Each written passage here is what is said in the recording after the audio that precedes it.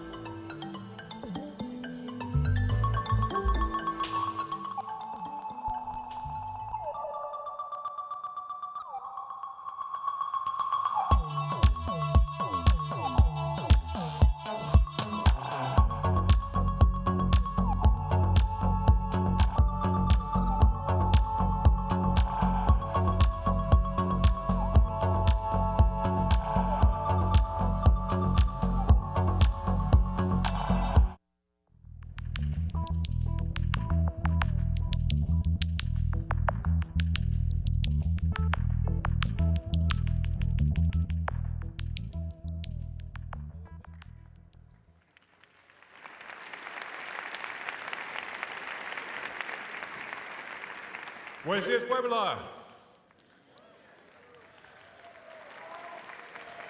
I want to tell you a little story about a woman that I interviewed in the San Diego County Jail. I'll call her Lisa. She was wearing an orange jumpsuit. Her hands and legs are shackled together. We're sitting in a room so small, my knees are almost touching her knees. Lisa was in her mid-40s. She had recently pled guilty to having a small amount of methamphetamine for sale. She was homeless. She supported herself by selling meth and using meth. This was her 12th or 13th conviction, and I was there to try to understand how she got where she was and how she might change. So we began this interview. When did you first start using marijuana? Age 13. When did you first start smoking methamphetamine? Age 13. I said, what happened in your family at age 13? And she said, oh, my mother was a meth user, and she wanted someone to party with, so she introduced me to meth. And then Lisa started to cry, and she said, and now when my mother calls me in prison and says, I love you to me, I can't say it back to her. So, breaking all appropriate clinical protocol, I said, I don't think you have to. Your mother did a terrible thing to you. Lisa had been raped because of meth. She had prostituted herself because of meth. She married a man who was a meth user who beat her regularly, once fracturing her skull and almost killing her. She had 2 teenage children who lived with relatives far away that she didn't see. So this story illustrates 2 important points. One, how is it possible for a mother to do something so terrible to a child? Right? Children who we care about and love so much, how does that system fail? But more generally, why are we ever nice to anybody? Right? Look at this nice audience. You great people here, you're having a great time. There's a couple of folks in the back who don't look so good, but everybody else looks really nice. Right? And you're all having a wonderful time sitting next to strangers. How do we do that? So I spent 10 years in my laboratory and in the field running experiments to understand why we are moral, right? Why are we ever good to people? So I identified a molecule called oxytocin that before in humans was only known to be associated with birth and breastfeeding. It was thought as a reproductive system. But it turns out that we found the brain releases oxytocin into itself, into the brain. And when we release oxytocin in the brain, we are more trustworthy, more honest, more fair, more compassionate, more generous, more charitable.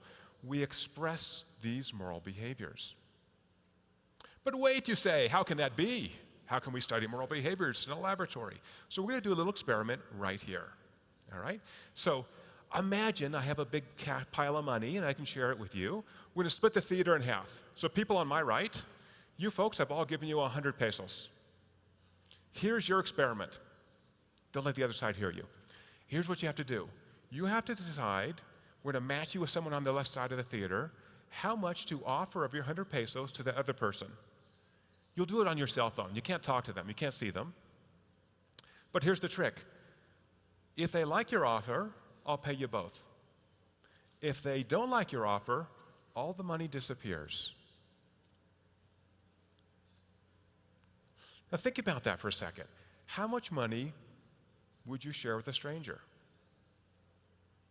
Anybody? What would you do? 50%. So that's the most common offer is 50%. And it turns out that in almost every country, 50% offers are always accepted. 100%. So we have a super generous person. So that's what we did next. We said, under what conditions would you give more than is required to have your offer accepted?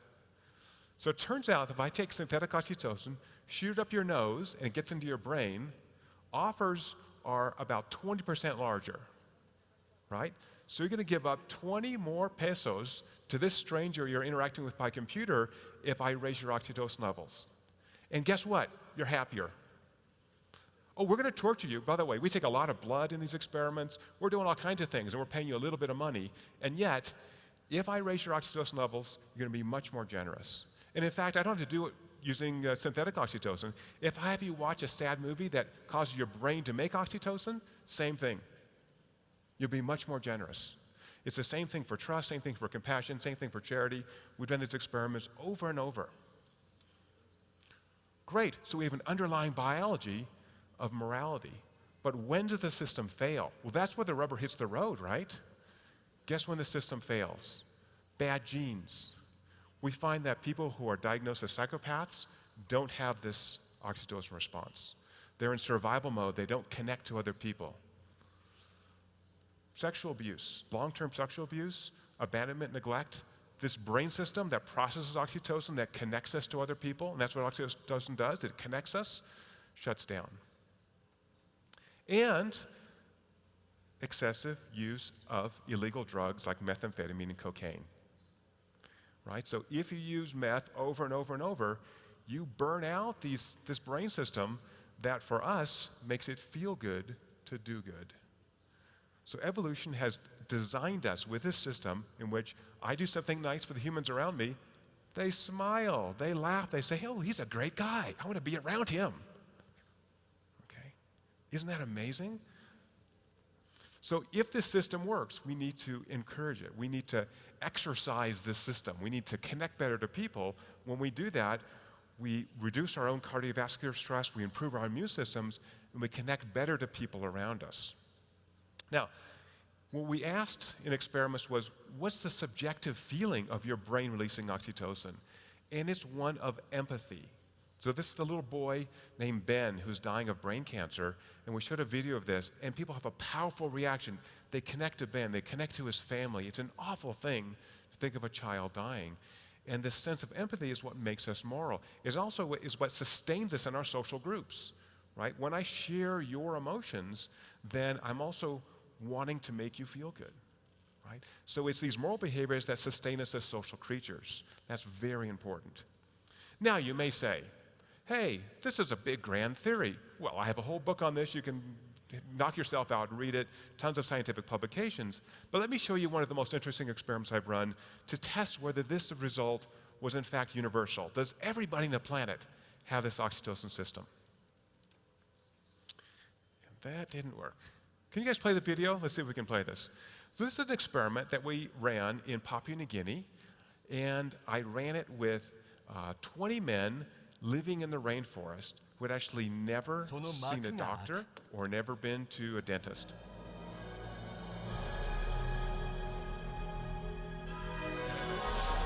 年も争いを続けてきた彼らにはある儀式が伝わっていま So す。 this is my village in Papua New Guinea. And these guys engage in these ritual dances they've done for thousands of years. And so I brought in generators and liquid nitrogen and blood tubes and centrifuges, and I took blood before and after this ritual to ask, does this ritual induce the release of oxytocin? And if it does, what's the behavioral effect? So this is an experiment. There's a technical word for this.